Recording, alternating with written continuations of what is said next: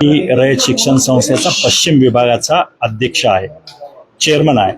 त्याच्यामुळं रयत शिक्षण संस्थेच्या ज्या काही गोष्टी होत्या त्या संदर्भात साहेबांची आज माझी भेट झाली आणि संपूर्ण पश्चिम विभागाची जी काही आमची रयत शिक्षण संस्थेच्या शाखा आहेत त्यांच्या एकंदर सगळ्या प्रगतीसाठी, त्यांच्या विद्यार्थ्यांच्या हिताच्या अनेक गोष्टी होत्या.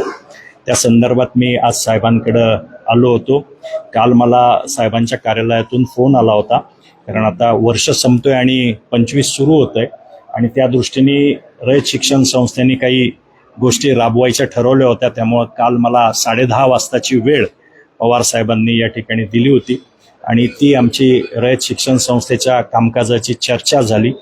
काही निधी संस्थेकडून आला आणि काही सुधारणा आम्हाला शाळांमध्ये विद्यार्थ्यांच्या दृष्टीने करायच्या, त्या संदर्भात साहेबांनी आज मला या ठिकाणी बोलवलं होतं आणि त्याचं मार्गदर्शन साहेबांनी मला केलं आणि काय पद्धतीने आपल्याला पुढं रयतच्या या विद्यार्थ्यांच्या अधिक चांगल्या शिक्षणासाठी काय काय करता येईल याचं मार्गदर्शन साहेबांनी आता मला केलं. ते तर पवार नेहमीच सांगतायत, दोन्ही पवार सांगतायत, भेटतायत एकमेकाला, वाढदिवसाच्या शुभेच्छा देत आहेत.